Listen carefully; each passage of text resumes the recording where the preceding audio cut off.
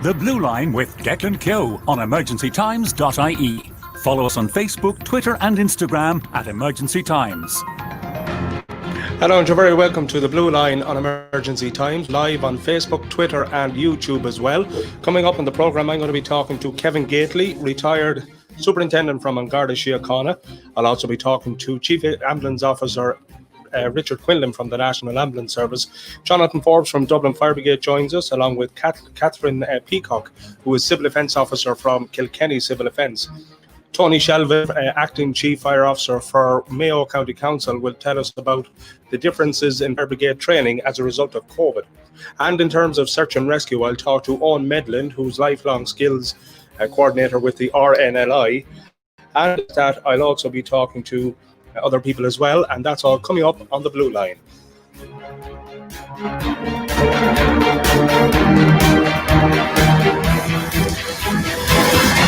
Now, this is, I suppose, you can see the green screen in the background there, so we're rough and ready, I suppose, at this stage. Our first guest on the programme is Kevin Gately, and Kevin is former retired superintendent with Garda Síochána. Kevin, you're very, very welcome to the Blue Line. Thanks, Declan. Speaking of rough and ready, yeah, that's a good introduction. As I say, it is what it is. Kevin, can you give us, I suppose, a brief background to your career in Garda Síochána? You retired there a couple of weeks ago, really.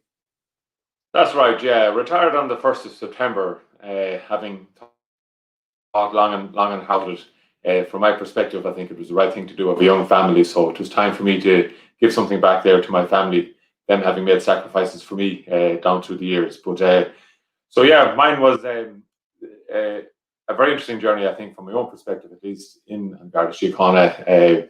30 years has absolutely flown. I started back in June 1989. I joined the Gardaí, went down to Templemore, and in September 90, I was attested and went to Kilmainham up in the South Central Division in Dublin, where I spent 6 fantastic, very formative years. Kilmainham at the time was a fantastic learning ground for any guard, positioned where it was in the heart of Dublin city centre. And a lot of what we dealt with was, I suppose, social deprivation, social injustice, really, for an awful lot of families who struggled to put food on the table, struggled with the economy, with employment. Don't forget, at that time, at the end of the 80s and early 90s, Ireland was a very different place to where it is now. Unemployment was very high, social deprivation was high. So we had an awful lot of unemployment, a lot of social unrest. But in the midst of all of that, what you had was huge community spirit, huge can-do attitude from communities. And in those tough times, it always brought out the best in people. I moved from there then, after 6 years, into what was the Garda Bureau Fraud Investigation. And again, that for me was a huge turnaround. I always had an interest in crime investigation, and the GBFI, as it was a kind of a new entity at that stage, tackling what had become known as white collar crime. So a specialist unit had been set up, and I joined the fraud section in that time in 1996. Went on to spend about 11 years there in dealing specifically, I suppose, in the areas of commercial fraud investigation. So, serious complex fraud investigations involving government departments, involving large businesses, high net worth individuals. So that for me then was a huge learning ground. It was fantastic picking up bits and pieces from people in business, people that were involved in enterprise, what made them tick, how they worked, how they were able to bring huge advances to the Irish economy, both locally and nationally. So we always saw that really as a great opportunity to learn about businesses, to learn about how different people in different sectors in society worked, and it was fantastic. So I remained in the fraud unit. I got promoted there and went back into it, and stayed there then as a detective sergeant up until 2007. And then I suppose it was one of the big decisions that myself and my wife made was to look to move west. We had spent at that stage 17 years in Dublin, had been married, had a family, and both of us from the west and the northwest. And we made a decision then that we were going to move to the west. So 2007, I was transferred to Galway Garda Station in Mill Street in Galway, and spent 3 fantastic years there, principally working in the area of drugs. I worked in the drugs unit in Galway for the vast majority of that time. And again, at that time, Galway was a different place. Drug use, drug misuse wasn't what it is now. The prevalence of recreational and social drugs wasn't just what it is now. And again, we had a very interesting time, a very challenging time at that time in Galway, but it was 3 years that I thoroughly enjoyed. Then moved to Letterkenny in Donegal, and where I spent 3 years as an inspector, and that was a fantastic change, and yet again a complete sea change for me. Policing along the border in terms of what that brought to policing is an extra dimension in terms of policing, because anywhere you have physical borders, there is a different element and a dimension to policing. Having said that, I've had an extraordinary 3-year experience in Donegal, and I really enjoyed all that it gave me. But my family was 4.5 hours away, so that was difficult. But after 3 years, I managed to make my way back to Galway again, where I stayed for another while as an inspector and working amongst the regular units in Galway. It was fantastic. Again, opportunity, meeting young people in the guards, young people that were coming out, they'd reinvigorate you, they'd re-energize you. We had fantastic people in Galway, and it was great to be part of that team, working with these people in Galway. And it was there really that I focused or spent a lot of time dealing with tragedies that we had, specifically around water safety and the issues that we had. And I know you'll be speaking to Owen Medlin later on from the RNLI. But at that time in Galway, we could see a serious, I suppose, a gap in terms of what emergency services were providing to people. And it all came down to communications. And we worked very closely with all of the other service providers, Galway Fire and Rescue Service, Galway City Council, who were fantastic, the RNLI in particular, Civil Defence, and other agencies. And what we did was the Coast Guard, of course. And what we did then was we came together and we made sure that we had a collaborative approach to water safety, water rescue, search and rescue, and recovery. And over the intervening years, I think we have progressed that to a great level, where now Galway is seen as one of the firsts in a lot of ventures and a lot of initiatives that are undertaking. For example, thermal imaging cameras that we have on the Corrib River to assist in the search and rescue effort. But we've done a lot in that, and I'm very proud of that work. And then 2017. If I can go back, just Kevin, before we go on to the search and rescue side of it, if we go back to for a second, your term in there back in the 80s, 90s, and so on, in the forensic side of it, something wanted to get into it was it something, I suppose, that you were assigned to? And I suppose, what did you see from all of that, the forensic side of the Garda, technical side of it? Well, in the fraud side of things, Declan, did I want to get into it? I did.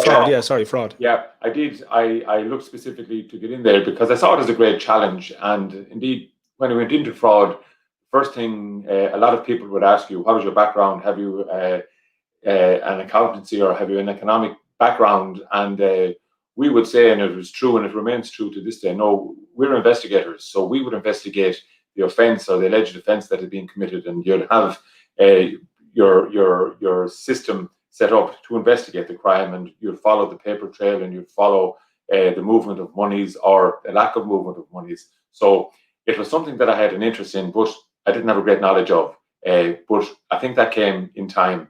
You build up your practical knowledge, you build up your tradecraft, if you like, in investigations. And it was a fantastic, and as I said, it was a great learning experience, seeing how businesses operated, seeing how people operated in these circumstances. So that was a great learning opportunity for me. And if I can ask you, I suppose, those days when you mentioned about white collar crime, it was on a lower scale, maybe when you went into the guards, but then that grew up and so on. What's your view on all that side of it, I suppose, in today's world? Yeah, well, you look at what has happened. See, the economy has changed. Everything has changed. You look at, cyber currencies, cryptocurrencies, everything that is available online, which just simply wasn't there. Technology has moved on. When I went into the fraud, we operated with pagers. There weren't mobile phones. It's as simple as that. So technology has moved on. Times have moved on. But again, our experience in a lot of cases in terms of what happened in fraud was people, for various reasons, got involved in deception or in stealing from companies or employers. And for a lot of people, it was opportunistic, but it developed into a habit, and it enabled them to have a lifestyle that they wouldn't have had otherwise. So for a lot of people that got sucked into the system, it was, I suppose, because it enabled them to have a lifestyle that they wouldn't ordinarily have been able to have. Today, what you see in terms of organised crime, the capabilities of organised crime groups in accessing and interfering with business is huge. And, you see in today's world, with the way technology has moved on, people are more removed from the day-to-day running of their business. They leave a lot of this to specialists or to, technological groups to look after it for them. So there are always opportunities for people, and people will always seize these opportunities, I suppose. Okay, all right, thanks, Kevin. I suppose in relation to your other aspect, as well as being in the Gardaí, you've also had a huge interest in water safety and search and rescue. And I suppose Galway and Cork and different areas like that, a lot of tragedies would have visited the waters down there. You have a long service in those areas. Absolutely. I grew up, I suppose, grew up in Carrick-on-Shannon in County Leitrim, so I've always had an interest in water and water-based activities, and I still maintain that. When I came to Galway, a lot of people, I suppose, don't realise, in terms of Galway, the amount of open water and open access there is to water in Galway City is unreal. And if you look at the whole population in terms of Galway, from the huge numbers of students that come, from the massive numbers of visitors that were coming, and I'm sure will start to come back again after this pandemic finishes up. But so you had huge numbers of people that were coming to Galway, living in Galway, studying in Galway, that wouldn't have been very familiar with the whole terrain in terms of the water. And so in Galway in particular, and given the close proximity of everything within Galway, it's a very confined and this small area. So we had a lot of incidents, unfortunately, of people having entered the water, which then prompted us to come together as a group of emergency workers to see what best we could do to improve the capability of the emergency services in search and rescue. And we made great strides in that. But we only did that because we had the backing of the likes of Galway City Council, the likes of the RNLI, the Coast Guard. They provided huge expertise to us and enabled us to really improve our capability in search and rescue. And I was very happy from the perspective of Garda Síochána to be able to, I suppose, drive that and work as part of a larger team in really creating a greater awareness, because it's not just about the search and rescue, it's about the whole education and awareness. And we have made huge strides in that area as well. And I suppose we'll be talking to Owen Medlin from the RNLI later on. You mentioned earlier on about technologies, sonar technologies, underwater rescue and recovery and search has moved a long way in the last while. Can you tell us a bit about that? Well, it has, and what we've tried to do is implement and use all of the modern technologies, but of course all of these technologies come at a cost. And so in Galway, what we have installed is we have thermal imaging cameras on the Corrib River, and they're there as an aid. They're not the be-all and end-all, but what they are is an aid to assist in the search and recovery process. And the installation of those has been the first, to my recollection, the first such installation of thermal imaging cameras for search and rescue in Ireland. And so what we have is the thermal imaging cameras, which are linked to CCTV cameras, and they are monitored then in the Garda station in Mill Street in Galway. And as soon as the alarm is activated, so somebody passes through a beam, it signals an alarm activation in the Garda station. The Garda station then will react, and there is a memorandum of understanding. We have a protocol in terms of the agencies that are contacted. The Coast Guard is contacted, and then the issue of tasking the relevant rescue group to effect a rescue operation comes into being. So we've had instances where we've had multiple agencies at the waterside in under a minute, which is a fantastic response to a casualty having entered the water. And fortunately, from the introduction of these cameras, we have had successes in it. And you had successes, and obviously, unfortunately, the waters the way they are, they'll take lives as well, Kevin. And only this week, Galway lost two very, very good people. Absolutely, and on my behalf, and I suppose on behalf of everybody, we'd like to offer our condolences, not alone just to the Oliver family on their tragic loss this week, or their losses this week, but also to the wider community in Galway, in the Claddagh. The people of the Claddagh and Galway are synonymous with water activity, fishermen, and people who have had a lifetime and generations of relationship with the water. It is ironic that the Oliver family again are hugely involved with water rescue in Galway, and they are synonymous with all that is best about Galway and Galway people. And the incident this week just highlights the dangers that are there in waters, even for experienced fishermen, and they would have been some of the most experienced. But the water can be a cruel place sometimes. Absolutely, and that's the services that are listening and watching now, they know that only too well. Finally, Kevin, before we move to Richard Quinlan there, I suppose you've hung up your cap in Garda Síochána and you're still active in other areas, but have you any plans of what you're going to do now for the rest of your time? Yeah, well, I'm hoping I'll have a bit of time, but hopefully. Yeah, well, going back a while, going back a few years, I went back to college, I suppose, and went back to studying an academic life, and I've qualified as a mediator. I think there's huge scope, even within policing. I think, and I thought at that time that there was huge scope for the introduction of real, viable, and meaningful mediation services in a variety of areas. Not alone just in workplace, but in a lot of what guards are dealing with day on day. Having mediation services available, restorative practices, being able to and having the ability of dealing with people in an empathetic way, I think is huge. So what I'm looking at now is, moving or transitioning towards hopefully a career in mediation, and seeing where that will take me in the next few years. Very good. Absolutely. Well, look, Kevin, thanks very much indeed for taking the time this morning to talk to us. And no doubt we will talk to you again in the near future, and the very, very best of luck with your retirement. You're welcome to stay up, I suppose, in the background. But Kevin, thanks very much indeed. Thanks very much, Declan. Thank you. Thank you. Okay, that was Kevin Gately, retired superintendent with Garda Síochána. And of course, Kevin has a huge amount of wealth and experience in terms of all aspects of his role. Joining us now from the National Ambulance Services, Richard Quinlan, Chief Ambulance Officer. And Richard is from the North Leinster region. I suppose there's a few things we're going to be talking to Richard about. And in terms of the COVID response that the National Ambulance Services has undertaken, not any different, I suppose, than any other commitments that the other services have done. Richard, you're welcome to the programme. You're out and about again this morning, actually, in terms of with the tents and so on. Yes, Declan, good morning. We have a pop-up site currently this morning in North Dublin area in conjunction with the CHO for the area and the community testing. Again, it's literally on a daily basis now. We would put up pop-ups depending on the location and the request from each of the areas. But yeah, this morning at 10 o'clock, we started testing again in another pop-up site. Okay. Richard, I suppose to the operational side of the National Ambulance Service during COVID-19, we've seen the news of the efforts and the commitment that the ambulance paramedics and staff are undertaking.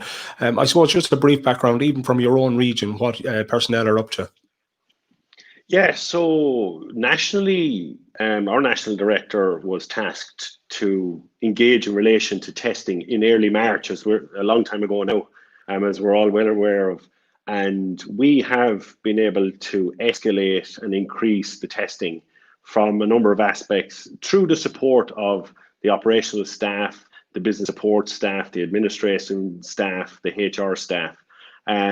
Early in March, we were asked to do what was called home testing, and it's been referred to as home testing now, where a paramedic will come to your house and do a test because of the way you've been selected for your test, and it's generally down to somebody who isn't mobile or is unable to get out of the house or is just that ill that they can't leave their house.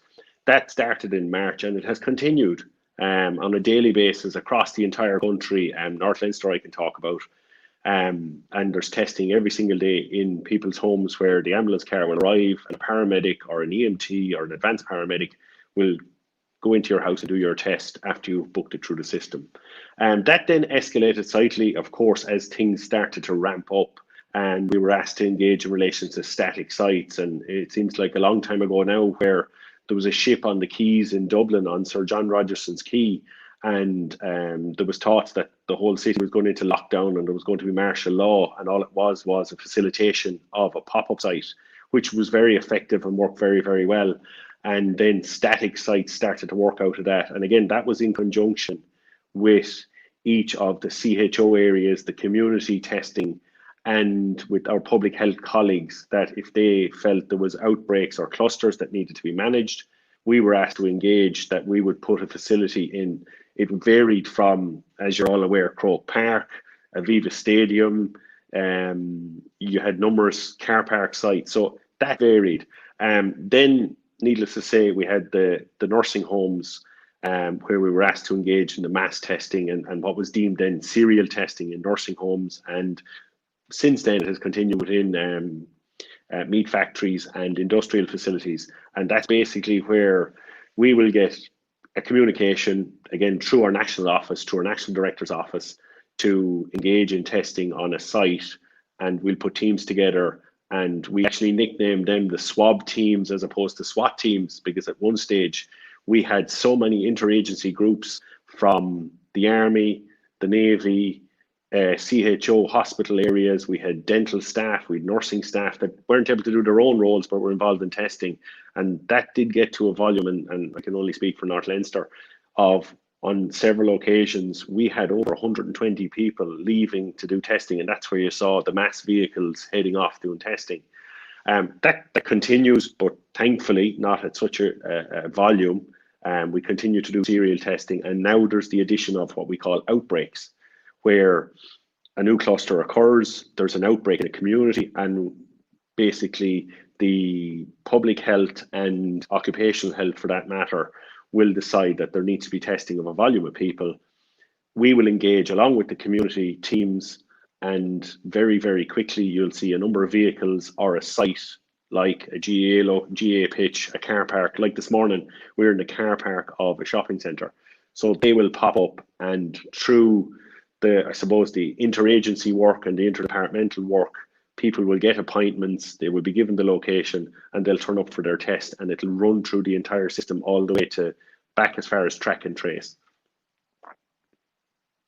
And Richard, I suppose it must be an awful strain on the ambulance personnel as well, across the board, of the work commitments and the rosters and the hours and so on. It must be very, very disheartening for them to see all these anti-mask wearers and all these protests. Is there any feedback in terms of that? Now, and I know that wasn't on the list of questions, but just what you were talking about there, is there any sort of feedback? Is it very disheartening for them? We've seen all of the different the anti-maskers and the different events that occurred over time in pubs that were open and in facilities and things. For all of the staff, it's not about that. For us, it's about the patient primarily, and it's about being able to support our colleagues in community, our colleagues in public health, our colleagues in contact trace. And we wouldn't even engage in that side of it. We want to do the job, get on with the job, and make sure that we can say, hand on heart, that every day we go home, we've made a difference. Very good. Okay, and of course, as far as I know, there's a strategy in the National Ambulance Service and the HSE in terms of well-being for ambulance paramedics or ambulance personnel. Yes, of course. We've developed through the National Director's Office and the HR Office, we've developed what we're calling WellNAS, which enables paramedics, EMTs, anyone, ambulance officers and business support staff to engage in an online portal to go through different sections of online learning and self-reflection and development. And if they feel they need to go further than that, then that's fully supported through our occupational health on a daily, weekly and hourly basis. And it's the same if staff members have fears in relation to COVID and in relation to vulnerable people within their family groups. Again, they can pick up the phone, they can talk to their supervisor or manager, and they can engage in relation to their concerns, and each individual will be supported fully. As far as we're concerned, this is a team effort. And that's what it is across the board, even from the community engagement officers to other staff as well. It is a huge effort across the board, and huge thanks to the ambulance service for all the work they're doing in that. I suppose in terms of equipment and vehicles, the ambulance service, the National Ambulance Service, has brought on board a number of new ambulances to the fleet and have disbanded a few ambulances. Is that correct? Yes, Declan, just before we go on to that, just like you said, the support, the interagency support we've had from absolutely every department and our CFR volunteers as well across the entire country. It's been fantastic, and it's been a huge team effort and a team approach, and everybody needs to be thanked for that, for literally putting any differences anyone might have aside and getting on. And it's about the patient as far as we're concerned. In relation to your question on the fleet, yeah, and again, through the National Director's Office, there is a national fleet plan and development plan across the entire country. And currently, and again, North Leinster I can speak about, we have removed some of our older fleet. So we started with our 151 and our 152 registration vehicles, which would have higher mileage on them. And those vehicles are being decommissioned now, and we're introducing 202 emergency ambulances. So that's the primary objective, is to make sure our frontline is where it needs to be, with vehicles, with support vehicles and with operational vehicles. A number of new vehicles in North Leinster. In the last 3 months, we introduced 13 new 201 regs early in the year. And we've just very recently, in the last couple of weeks, introduced another 11 202 reg vehicles in North Leinster. And what we've also done is we've kind of utilised the vehicles for a small bit of advertising. So you'll see the newer vehicles have the sepsis mnemonic on the side of the vehicle to remind people about the difficulties of sepsis and the concerns and awareness of sepsis. And that was done again through the national office, and they'll be seen on all the new vehicles across the country. I was going to ask that. So they're going to be put onto all the vehicles across the country. Some of the new ones that's come in now, Kevin says Richard, is there a huge difference in the capabilities or the equipment or whatever is on those ambulances than the previous ones? Is there much of a difference, or is it just that they're new vehicles? No, so there's a number of differences on the vehicles. So it would be a newer model. So every year, through the National Director's Office and the National Fleet Office and procurement, the model would be upgraded. No different to your iPhone. If you were due to get a new one, you get the newest model, which will have its changes, and they vary from the step in and out of the vehicle has been changed, handrails have been changed, and again, it's for patient comfort and patient safety. That has all been developed for the patient. We also have introduced a number of the vehicles are going to have telemedicine in them, where there'll be a camera for the telemedicine. The medic can engage the camera to speak to a consultant if he so needs. And we've engaged a new type of stairs chair, an evacuation chair in the vehicles. So previously, 151 models would have had 2 chairs. This new vehicle will have 1 chair with an adapter capability that it can be used on a stairs or it can be used on flat ground. New type stretchers, but it's just the newer models of the stretchers. And then the front compartment of the vehicle, while it looks the same if you were to park 2 of them beside each other, it's a newer model, again, more efficient engine, more efficient management systems. Very good. And just a few comments which are coming in there. Protecting our people and our services. The ambulance service are doing excellent work. In relation to the ambulance service, only for the ambulance service and the medical service, Ireland would be in a far worse place. Then another few questions or messages there. I suppose in terms, the ambulance service as well have given a COVID thank you to ambulance service staff over the past while, Richard.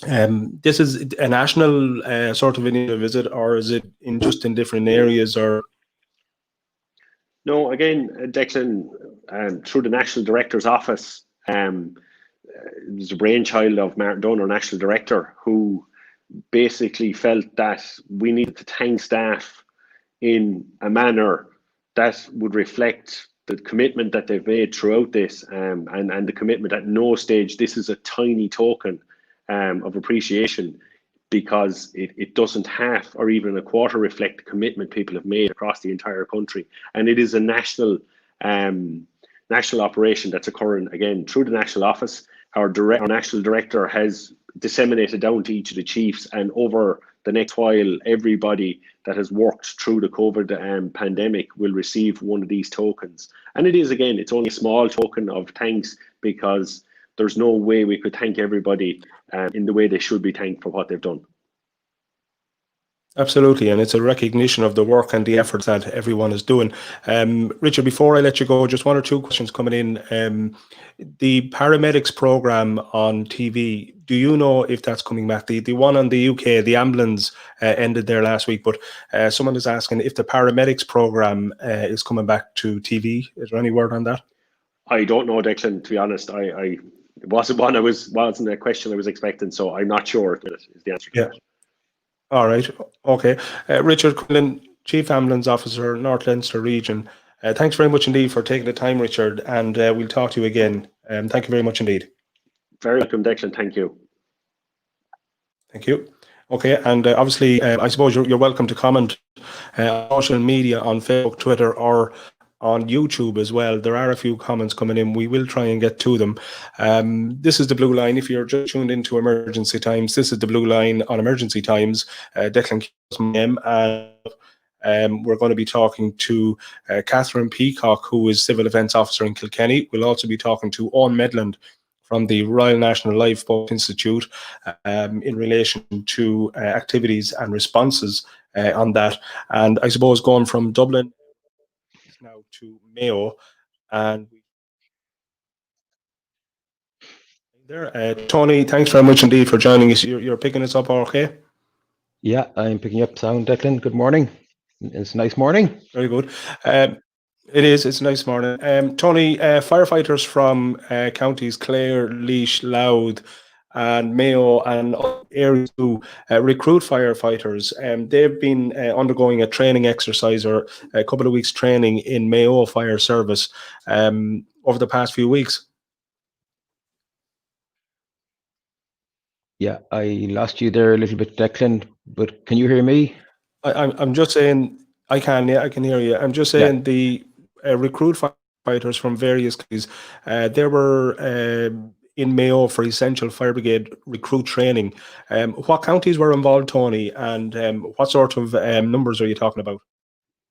That's right, Declan. Yeah, recruits from all over the country, including the counties you mentioned, and indeed Wexford, attended a 3-week recruit firefighter skills course, which is a QQI. You get a QQI qualification from it. It was run in Castlebar. We were the first county actually in the country that could run one with the full capacity of 18 students, which is what's required for the Local Authority Service National Training Group. It's a national course now, Declan, which is kind of amalgamated over the last 5 or 6 years, but it's got a QQI qualification, which facilitates these people to move on into the full-time fire service with the qualifications such as Dublin Fire Brigade or Galway Fire Brigade and so on and so forth. So that they've now got recognition for their qualification. It was unique in the sense that we had to address COVID and everything that COVID came. So we had things like when the lads walked in the door, there was a temperature check.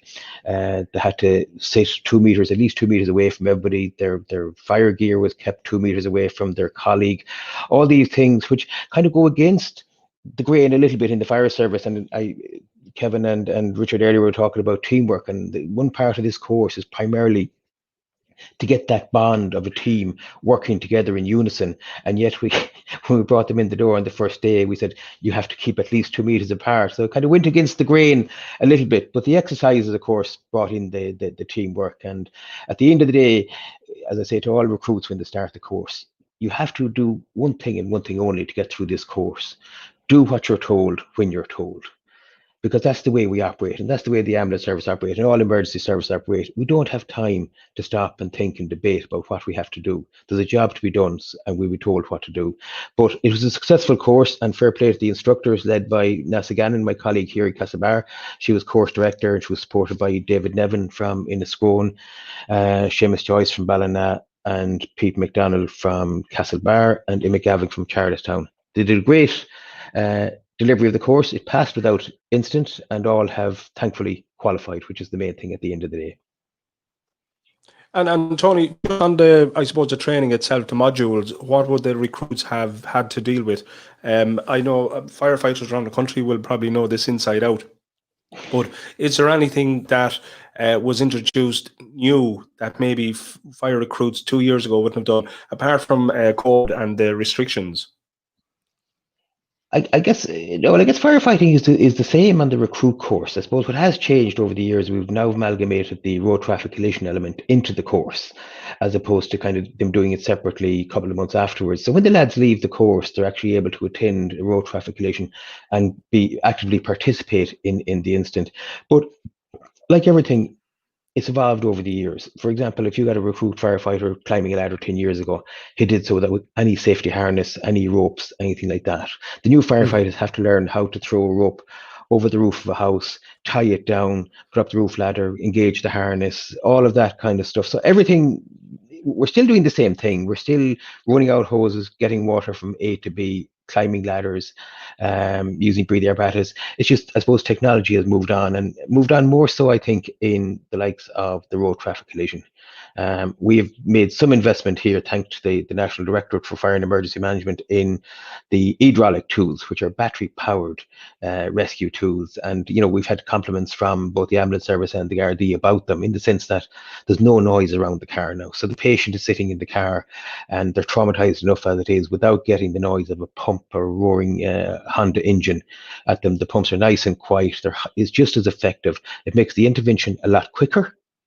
They're equally as effective when it comes to making the cut, but from the patient's point of view, they're much quieter. From the firefighter's point of view, they're much more effective, because we can walk around the car with the tool in our hand, as opposed to having to have a colleague to bring the pump with us, and the hoses and trip hazards and all that. So technology is moving on all the time, and it's a job in its own right, trying to keep up with technology as it evolves.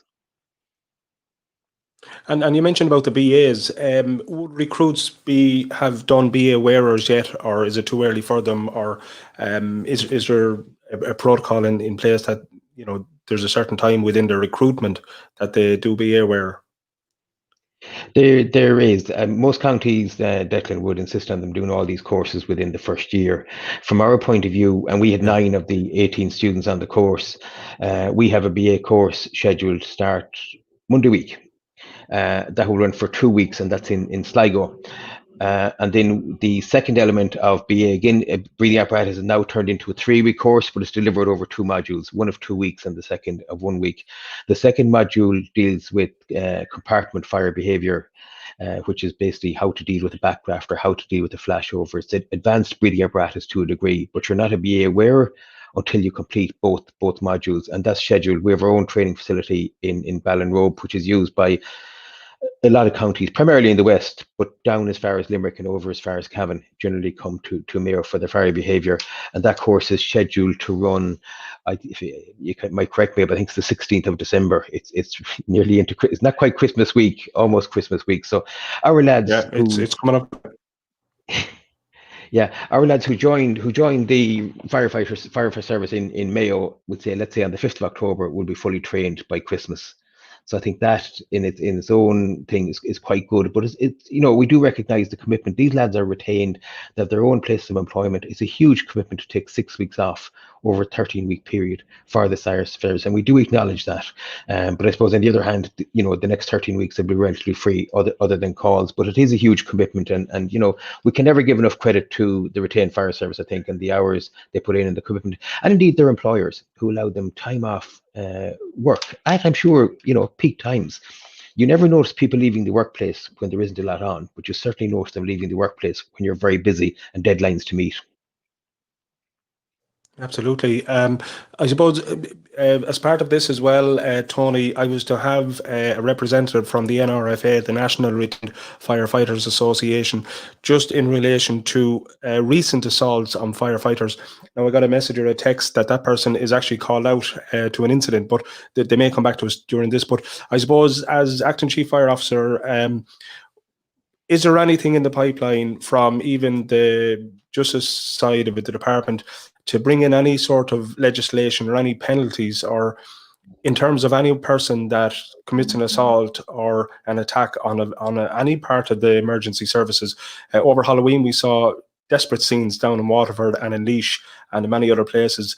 Thankfully, not too many. But I suppose is there anything in the background between the CFO, the Chief Fire Officers conferences, or even from Sean Hogan's office that would dictate that measures are coming in for penalties for anyone that causes assault?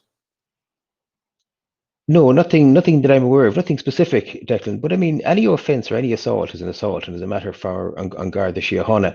Thankfully, in Mayo and primarily, I suppose, the Western Seaboard, Clare, Galway, right up to Sligo. Maybe Sligo might have a little bit. We don't have any of that. But listen, it does happen. It happens around I've seen our colleagues in Tipperary as well were attacked, and it's not nice. We do have the odd one every couple of years here, but we will report to Garda Síochána and they will investigate it the same as if I threw a stone at somebody's car going the road. It's not nice. The UK have legislation, brought in legislation, they had it all the time for attacks on the emergency services during the COVID times, where people came up and spat on the likes of the police and stuff like that, and more or less said, "I'm giving you COVID." They brought in emergency legislation to deal with specifically COVID, but it's an assault at the end of the day. It's an attack on somebody's property, and we take it very seriously. If our appliance is attacked or a stone thrown through a window, we will report to Garda Síochána and let them investigate in the normal manner and hold those accountable. And can I ask you, Tony, and it might sound cheeky, but is that a very sort of simplistic, just a passing over to the Gardaí? Is there welfare in place then for firefighters that have been assaulted? Is there any welfare or any, well, obviously there is support, but what are those circumstances? Sorry, the circumstances for what? Say, for example, a firefighter is assaulted during an incident, and maybe the procedure is for the fire service to report it to the Gardaí, but behind the scenes then internally, is there any other support or mechanism to support the firefighter who has been assaulted? Oh, of course, yeah, there is. And I suppose we have the long-standing critical incident stress management, which is primarily people think to deal with kind of stressful situations, but stressful situations come in different forms. You can have a traumatic road traffic collision where the firefighter is mentally affected. You can have a problem where a firefighter has an issue at home, which is hindering his work and hindering his overall mental capability. So CISM is available to help our firefighters anytime, one-to-one. They can dial up the number, they can talk to their initial peer support or initially. If they don't feel comfortable with that, they can dial a confidential line. They can meet with the person or do the likes of this, which is becoming very popular with teams and so on and so forth over the years. So there is avenues with them. We can refer them to, if they require psychological help, if they come to us, we will refer them to our own medical practitioners. But by and large, people, I think, when it comes to this sort of thing, maybe it's a reflection of the fire service and maybe it's a reflection of our society. We're still not very good at putting our hands up and admitting that it's okay not to be okay. We tend to hide away maybe a little bit, and I think that's something that we're certainly working on in Mayo now, the mental health side of things. COVID, I suppose, particularly as well for the general population, but the fire service, the mental health has always been an issue bubbling under the surface, and under our new accreditation, our new safety management system is accredited to 45,001. Part of that is to enhance our ability to deal with the mental element. So we have, for example, started yoga classes every Thursday at lunchtime. Participation is not great at the moment. I think we've only about 8 participating, but it's online. But that sort of thing just takes the stress out of people. It gives them, Yes. how do you put it, an avenue in which to explore, and they're all recorded, which means that they can download it later on and they can do their yoga again at home. And copy. I've done it myself. I'm not very good at it. I'm not very pliable as such, but some people are exceptionally good at it. Very good. Okay. Tony, just before we go, a couple of messages coming in there as well, and I'm not going to throw messages at guests unless they're decent messages, I suppose. I'm not sure if this is for you or previous guest, Richard. In terms of vehicles, are there any plans to introduce any vehicles with automatic transmission? That might be Um, for perhaps Richard, previous guest, but in terms of fire brigade, fire appliances or anything like that. yeah, well, I mean, any vehicle that's come in the last 4 or 5 years is automatic transmission. I'm not sure when we started getting automatic transmission, but the last 4 or 5 vehicles that we've got in Mayo, which hasn't been that many, we're not getting. I'd be honest. I mean, we need at this moment in time we have a requirement for about 6 vehicles. We're not getting as quick as we can, but most our frontline recently are automatics, and any special vehicle that we bought recently is also automatic. Very good. Okay. Tony, listen, thanks very much indeed for taking the time. I know your rostered call. There you are on cue, as the man says. Look, you probably have to go. Tony, thanks very much indeed for joining us. No problem. Thanks a million, Declan. Take care. Thank you. Thank you. And Tony is also a roster senior fire officer for Mayo for this weekend as well. And in relation to, we mentioned about some jobs and recruitment around the county, I suppose in relation to some jobs coming up, in-service jobs. Wexford County Council have positions for Senior Assistant Chief Fire Officer. The closing date is the 26th of November, and apply to wexfordcoco.ie. The HSE have position for a Medical Workforce Planning Research Officer in the National Doctors Training and Planning Department, and the closing date for that is the 18th of November. And the hse.ie is the apply area for that.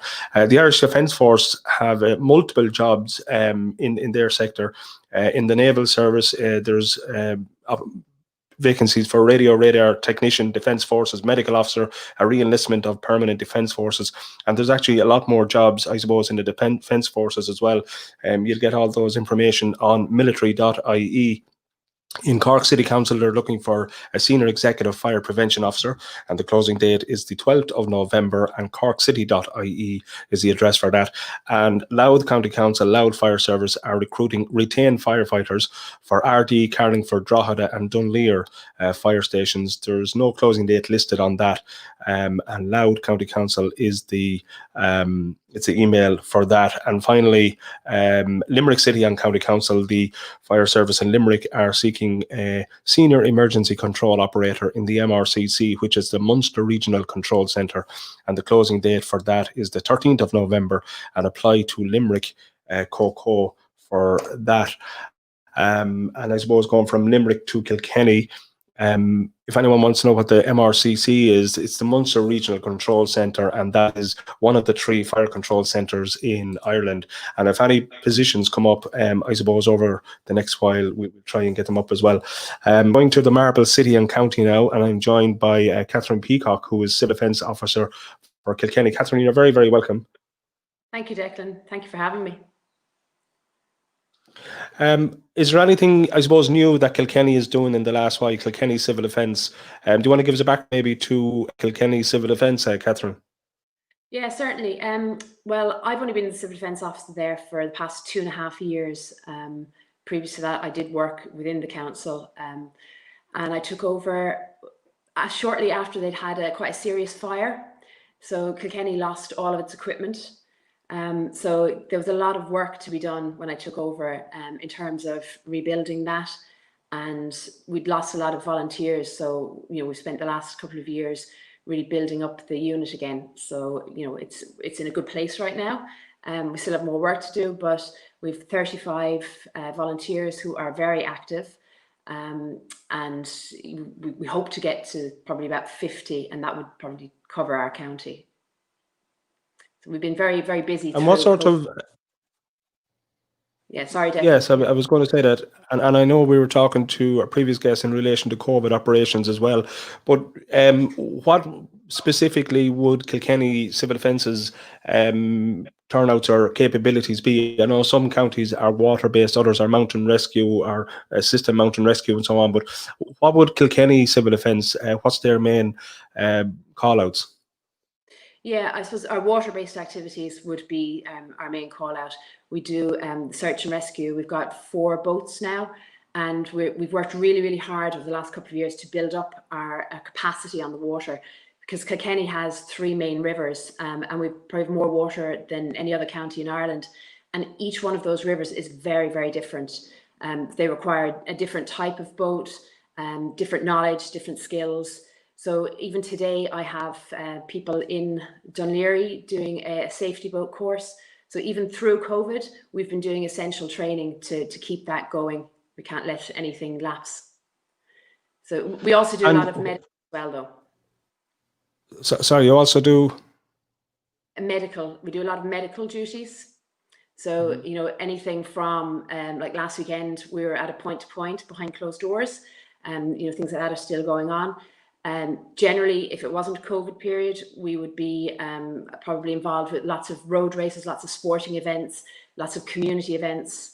So you could do quite a few of those in the year. And is there any main event, I suppose, in Kilkenny, the Arts Festival or the Kilkenny Laughs and stuff, would that involve the civil defence, or is there anything major that civil defence are active in, at a particular event? Yeah, well, we would cover a lot of those events. Kilkenny is famous for all its events. We probably have more of them than most cities, between festivals. And we would, you know, we get asked to cover all of those for first aid. So yeah, you'd very often see us out in the streets at weekends. There's also a lot And you mentioned yeah, concerts. I was going to say that, but you mentioned you were a police officer as well. Yes, I was in London for 9 years. And how is the transition from London WPC? Is it WPC or from a police officer in London to Kilkenny? Well, where did all that come from? Or yeah, it was WPC when I first joined, and then became politically correct, and I was just a police constable. I suppose I came home to Ireland because I wanted my children to be brought up in Ireland like I was. The transition, you know, previous to this, I was working with the probation service. I'm working with ex-prisoners and people in addiction. So I suppose, yeah, it's different, but the emergency side of things is something that I was drawn to. It's not something I'm fazed by, and I enjoy that. I enjoy the variety of work as well. I was very used to going to work and not knowing what was going to happen from day to day. So this is a very similar job. And is there any sort of similarities between, say, British civil defence and Irish civil defence with the London Met, the police? Is there an organisation that's linked in well with the police service in the UK? No, certainly not in London anyway. I would imagine maybe, you know, around the country that there could be differences, but in London, the police tend to have a lot of different units. So they would have provided us with the support that we needed rather than calling voluntary services. All right. I suppose in terms of your volunteers, Catherine, what sort of experience or capabilities, qualifications do your volunteers have? Is there anything that's jumping out that is a great asset to the unit? Obviously, every person is a great asset, and the fact that they're volunteers is huge. But is there anything that's a huge benefit to the unit? Yeah, well, we do have a lot of really good medical personnel. You know, we've got people that started with civil defence several years ago that didn't have any medical qualifications at all, and are now working as paramedics with the National Ambulance Service. So that's a great advantage to us because they're always the first to know, you know, what the new protocols are, what the new procedures are. You know, if there's an issue with a drug, they bring it straight to my attention. So that's great. That's a real benefit to us. We also have people that, you know, joined 18 months ago that are now EMTs and working on ambulances. So, you know, I think civil defence is a great catalyst for somebody that perhaps wants to join an emergency service. We have young people with us now that want to join the fire service. So, you know, they're drawn to that area. We'll have people that want to join the garda. So they're very, you know, they're very keen to come in and do duties. And of course, we have a great link as well. We've got a fantastic link in Kenny actually with our garda. And they do call on us quite regularly for different things. And I suppose COVID has really brought all of the services together. You know, we've developed stronger links with the garda, the National Ambulance Service, the HSC, the actual major emergency planning office, and with the voluntary service as well. So the Order of Malta and the Red Cross are in Kilkenny. And we've kind of been sharing roles. So if there's a call that we get that we don't have somebody to cover, I can give them a call and say, look, do you have anyone available to do this? And equally, they can phone me and do the same. So it's been really, really. You mentioned about the major emergency with the civil defence, Kilkenny Civil Defence, and I suppose that they're the statutory voluntary emergency service. They are called out in that, in the event of a major emergency. Yes. So that's primarily what civil defence are about, is to be major emergency ready. So while we cover lots of duties within the community, that's basically to keep our skills up so that we are ready for a major emergency. So if there was something to happen, we can be called out by the local authority, the garda, the HSE and the fire service. And so therefore it's really good that we build those relationships now, and they know our capabilities, so that in times of emergency, and we do have them, like COVID is one of them. We have weather emergencies. We've had lots and lots of storms over the last few years, and I'm sure there's more to come. Our climate is changing. So we are honing our skills towards those areas. And they're well aware of that, and they know what resources we have. There's working groups that we're involved with, the PRAs, which is the primary response agencies. So they know what our capability is, what they can call us for, and what they can rely on us for. And of course, the voluntary services, not alone the civil defence, but the Order of Malta, Irish Red Cross, St. John Ambulance, it's a great stepping stone into various services. I suppose just to inform some of our followers that later on this week, we'll be doing another feature, a live broadcast from volunteer to firefighter, or volunteer to garda, from volunteer. So basically from volunteer to frontline, and the same as what Catherine is saying there. So it's a great stepping stone from a volunteer into any of these services, and hopefully next week we'll be talking to somebody from the Order of Malta or Red Cross or one of the others as well. Catherine, some messages coming in terms of winter ready. Will Thomastown be flooded again, or Greg and Manna? That's probably, I don't know if it's a message for yourself or whatever, but obviously civil defence and all services in each county are on alert and standby for any eventuality. Absolutely. And, people can ask those questions, they're quite entitled to. If there's flooding, the first port of call is the primary emergency services. We don't go out, we don't respond unless we're asked to by them. Okay. Catherine, thanks very much indeed for taking time to talk to us. And look, I know it's a Saturday. Obviously, volunteers work Saturdays as well. Catherine Peacock, Civil Defence Officer in Kilkenny, thanks very much indeed for joining us. Thank you very much for having me. Thank you. Okay, and you're welcome to stay on the line there as well. And of course, the voluntary services are great support to the principal response agencies in any eventuality. And moving, I suppose, we're actually going to try and get a video up at the moment. Dublin Fire Brigade, Mobros, which is Movember. Jonathan Forbes spoke to us last night in a pre-recorded interview.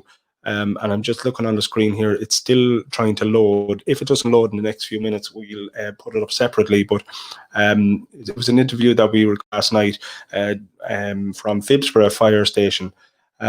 So I suppose going back to the voluntary sector, our final guest is getting himself ready there. He's getting himself comfortable. Owen Medlin from the RNLI. Owen, you're very welcome. Good day, Declan, and it's great to be in the room waving the voluntary flag on behalf of the wonderful volunteers, both operationally and fundraising with the RNLI. I'd just like to take the opportunity actually to raise the frontline Mobros and actually the Movember campaign. These are really challenging times for everybody, and I sense not least for services personnel across the piece. And the Movember campaign, I have a caterpillar slowly creeping across my face. The Movember campaign is a really great effort for looking after our well-being. And it's quite unifying. So well done to Jonathan Forbes and the frontline Mobros, and I hope they have a great month. I'd like also to come back to Kevin's opening, and on behalf of the RNLI, just pass our sympathies to the Oliver family in Galway, and actually pay testimony to Kevin's time and the contribution that he's made to water safety in the Corrib. And I think it's a really great example of services working together. The work that Kevin and all the services in Galway around the Corrib have come together to do and make a real difference in saving lives. And we mentioned about Galway and so on. I suppose scattered around the country there's RNLI and Coast Guard units and so on. It must be a huge commitment that volunteers have to give for the RNLI. Absolutely, and often it is unsung heroes and invisible heroes that we're talking about. Behind every lifeboat launch, there are show crew members, there are branch committees, there are our fundraising volunteers. And COVID-19 has presented a unique challenge to the RNLI, and with that, we've focused on protecting our people, our own volunteers, protecting our service provision, and uniquely as a charity, ensuring our sustainability into the future, which is a really hard thing to do. But I think the fortitude and the adaptability and the drive and determination of our supporters and our volunteers really does shine through in this. And there's some super examples of initiative and drive and determination to push through to see the institution's sustainability. And there are a few initiatives, the Clifton Launch and Memory Campaign, and there was another initiative I saw coming in yesterday. There's a few fundraising efforts undertaken around the country and in the UK as well, I suppose, to try and raise up the funds for this organisation. I see a message here on the Lily B Rescue Kilrush Children on Inflatables. Is that I mean, we went COVID-19. We went from the first week of lockdown to a rather unique situation between the Irish Coast Guard, Irish Water Safety Ireland, RNLI, where I think in the history of the formation of marine emergency, formerly the Irish Marine Emergency Service and then laterally Irish Coast Guard, we went a weekend with no incidents in the country. And then we have seen, as we moved into the summer period, we've seen a massive ramp up in activity, as whether it's because people were confined to their localities, and actually with fine weather, our beaches have been busy. So we've gone from a plateau of very little activity to really high levels of activity. And in amongst that, there are always tragedies. But I think it is equally important that we celebrate the successes.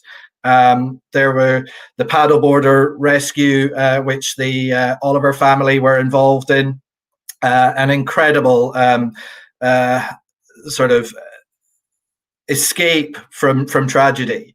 There was children on inflatable toys being blown out to sea, and an incident there in the Shannon Estuary, which Kilrush Lifeboat Station. And then just in the past couple of weeks, the Lily B rescue, which I'm 21 years supporting the volunteers of the RNLI in Ireland, and the Lily B rescue involving Rosslare, Dunmore East, and Kilmore Quay to the vessel off Hook Head. A really incredible piece of seamanship, and what people don't see, many of your listeners will have seen the video outtakes online. What people don't always see is just how close that vessel was to shore. But again, that service didn't happen without our coordinators in the Irish Coast Guard, without our own top cover from the rescue flights, and we are but one piece of a jigsaw. But I think from a community aspect, I think that what the RNLI's volunteers have achieved during COVID-19 is really quite incredible, and I'd like to pay testimony to them for achieving that. I've asked some of the other guests actually in terms of training, and obviously training and development is a huge part of what every organisation does. Owen, is there any changes? Obviously there are changes, but what is the main changes in terms of when volunteers go onto a boat or go onto a rib or whatever? What changes have been put in place? Yeah, well, initially, and again, by adapting our SOPs, we went, like every emergency service, went through the flurry of PPE provision and what the appropriate PPE for whatever task we are confronted with. And that in its own right, not just from a supply perspective, but also from an operating perspective, presents us with so many different challenges. The workhorses of our service are often our inshore lifeboats, and trying to wear a mask at 32 knots in an Atlantic 85 lifeboat crashing through the waves is not just the easiest thing. So we have to retain an adaptability, and our volunteers are doing that. So we've introduced new standard operating procedures to deal with COVID-19 in the way that we operate. But I think from a training and exercising perspective, that has been our greatest challenge. And it's as simple as this. If we look at each of the RNLI's lifeboat stations as an island, then as soon that island community, they move as one. And as soon as we bring any of those people together, then we run the risk of community transition of COVID-19. And if our volunteers have to isolate and be in isolation, we are dependent on a finite number of crew and volunteers to provide our service. And if we've got large numbers of those individuals in isolation, then we simply struggle to present our service. So keeping our people safe has been a real mantra, but with that, it's hindered us in our ability to exercise, and with that, our training. So our training teams, and in particular our assessor trainers, have been looking at unique ways, moving training and assessment to prioritized and online, new ways to keep our operational volunteers engaged. But ultimately, we want to get back to going afloat and doing that. We are doing it, but in a very controlled manner. But that is in order to maintain our service. And I suppose you mentioned about training, but also in maintaining services. Loughree, is there a new RNLI station? Yeah, this is a really good news story for us as a region in the RNLI. It's actually quite a long time since we've seen a new lifeboat station built in Ireland, and Loughree, since its establishment some 10 or 12 years ago, has been a really successful new facility and a new team, and again, it links closely to safety on the Shannon Earn waterway. There are so many different incidents, and the work that Kevin's done with the teams in Galway City, replicating those sort of initiatives throughout the Shannon Earn. And we now operate 4 lifeboat stations. But I'm delighted that we're actually building a new lifeboat station at Coosan Point, at a site that we are in partnership with the Inland Waterways Association of Ireland, and we will be sharing and being neighbours with them on the Dunroven site at Coosan Point. And we're in build, which in its own right, from a capital works perspective, has presented its own unique challenges under COVID-19. But we're there. We've got builders on site, and we're really excited by that initiative. Absolutely, and of course, every new premises and new equipment is also welcome. I'm just reading some comments or some questions. There's a good collaboration on between the RNLI and the Coast Guard itself.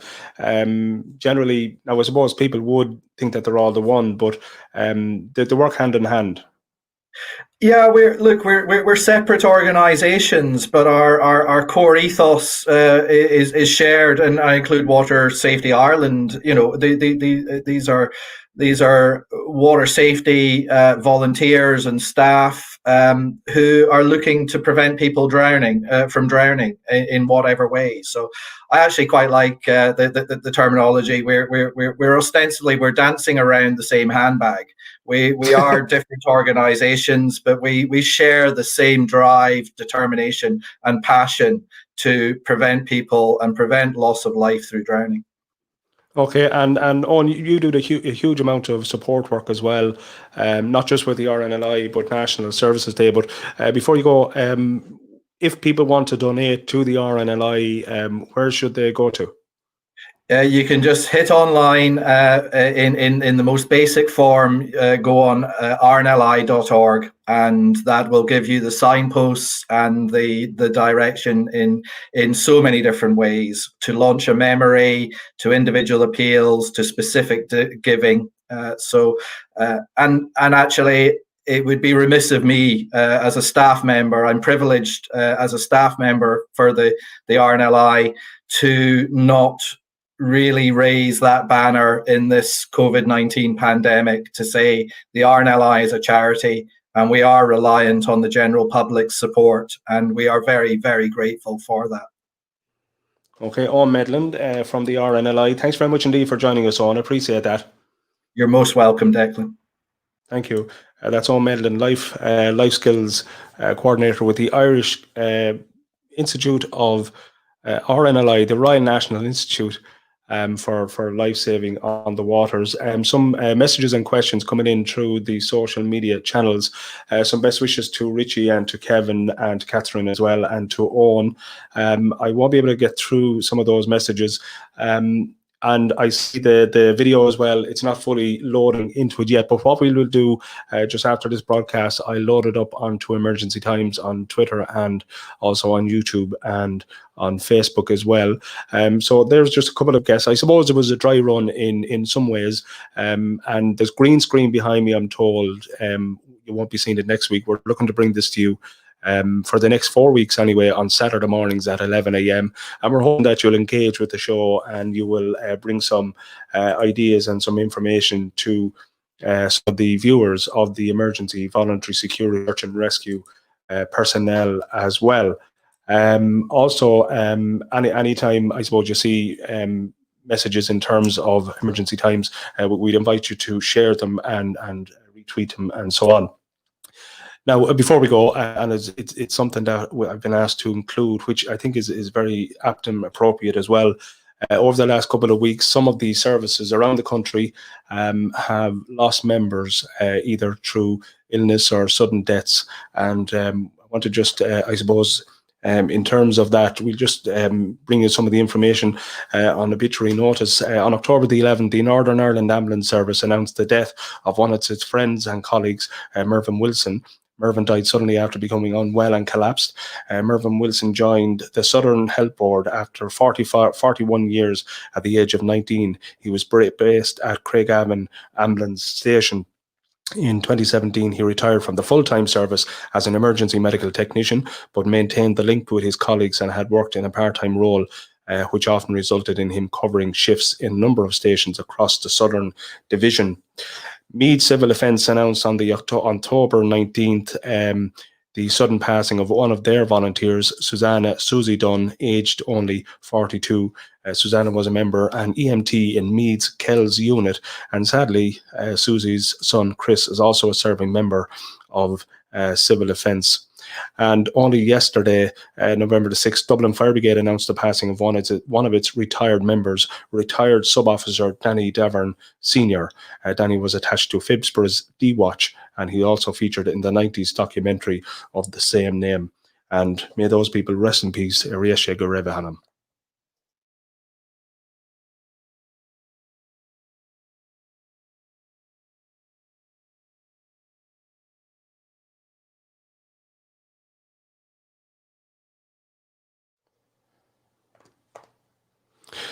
Okay, that's about it from, I suppose, the first programme of Emergency Times. I'm going to look through all your messages and your comments and so on, and I'll put up that video from Jonathan Forbes and Dublin Fire Brigade. We're going to find out what the issue was with that, and hopefully we'll have more guests, obviously, next week. Joining us next week on the programme will be Chief Executive of the Northern Ireland Ambulance Service. I'm also hoping to speak with Lawrence Kenna, who recently retired from the National Ambulance Service, and I'm hoping as well to speak with someone from Carlow IT in relation to their courses for emergency services personnel. From myself, Declan, thanks very much indeed for tuning in on Twitter, Facebook, and on YouTube. And hopefully we'll see you again next week. Thank you.